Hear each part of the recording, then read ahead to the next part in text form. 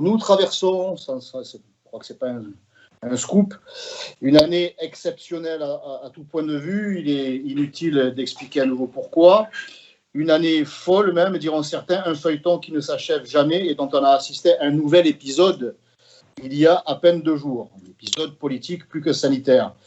Une farce, la farce, parce que ça en fait rire une fois de plus la France entière, au détriment, bien sûr, de l'intérêt de Marseille et de ses habitants. Une farce, vu la situation du pays, de notre département et de Marseille. Les masques que l'on est censé porter obligatoirement, en tout cas les masques politiques à Marseille sont tombés désormais. Dans votre budget, Madame la Présidente, aussi, les masques tombent. Vous nous avez bien préparé, et j'avais demandé la parole tout à l'heure, peut-être ne l'avez-vous pas vu, vous nous aviez préparé une petite délibération quand même assez politicienne pour vous plaindre auprès de l'État du manque de soutien. Alors, je rappellerai quand même que les chefs du gouvernement depuis l'élection du président de la République, c'était M. Édouard Philippe et puis désormais Jean Castex, que le ministre de l'économie, c'est M. Bruno Le Maire, et que M. Darmanin a été ministre de budget, c'est-à-dire des gens issus tous de votre famille politique. Et même eux ne vous font pas confiance.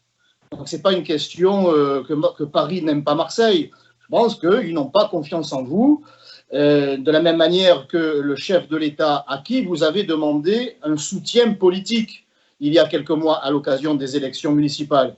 Vous lui avez demandé même d'être... Monsieur Ravier, ou vous revenez au budget, ou alors on arrête de vous donner la parole pour faire de la politique politicienne. Il y a des gens qui souffrent, Monsieur Ravier, il y a des gens qui sont à l'hôpital en ce moment. Donc, allez à l'essentiel, allez au budget, soyez efficace. Je sais bien, mais l'efficacité, c'est ce que vous devriez produire depuis des années. Or, vous ne savez fabriquer que des impôts. Monsieur Ravier, on ne va pas rentrer dans ce débat politique de politicienne. S'il vous plaît, revenez au budget ou sinon, malheureusement, je passerai à notre intervenant. Je sais très bien que lorsque l'on présente votre bilan, cela ne vous satisfait pas et que, comme tous les responsables politiques de ce pays, votre bilan est tellement calamiteux que vous ne souhaitez pas... Bon, Monsieur Ravier, on va passer... Alors, ou vous revenez au budget, ou maintenant... voilà, parce que votre bilan à vous, peut-être, est bon. Vous n'êtes jamais au Sénat et vous osez encore vous représenter. Alors, les leçons, vous les gardez, et surtout, on avance sur le budget, s'il vous plaît. Un peu de respect pour tous ceux et toutes celles qui sont branchés, Monsieur Ravier. Le respect, il devrait venir d'abord de la présidente qui m'interdit de parler. Écoutez, je ne vous interdis pas de parler, je vous demande de parler sur le budget et de respecter vos collègues, comme l'ont fait les autres collègues. Merci de revenir sur le budget. Cela a un lien direct, Madame la Présidente, que ça vous plaise ou pas. Vous demandez de l'aide à l'État pour financer votre budget.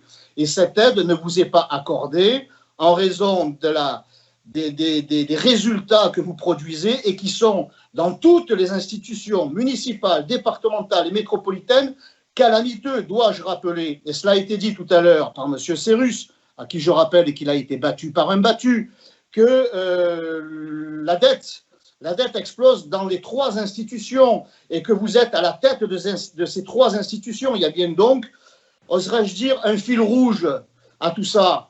Bon, allez, il faut bien l'assumer. Ça constitue ce manque de soutien de l'État, c'est même essentiel. On ne peut pas faire confiance, il ne peut pas faire confiance à une équipe qui inaugure une station de métro, c'est-à-dire 500 mètres de métro, avec 5 ans de retard. On ne peut pas faire confiance à une équipe, Paris le voit ça, on ne peut pas faire confiance à une équipe qui inaugure une voie cyclable qui nous coûte une fortune et qui est supprimée. Monsieur Ravier, vous êtes en train de vous faire filmer par la télévision, c'est honteux ce que vous faites. Nous sommes là pour travailler. Nous ne sommes pas là pour public. la télévision spectacle. Mais nos débats sont publics, madame. Certainement aura des choses beaucoup plus intéressantes et constructives à dire pour notre métropole. Mais nos débats sont publics, assumez-le. Acceptable. Alors continuez à faire votre travail au niveau de la télévision. Nous travaillons. Monsieur Gournès, vous avez la parole. Voilà, merci madame le censeur.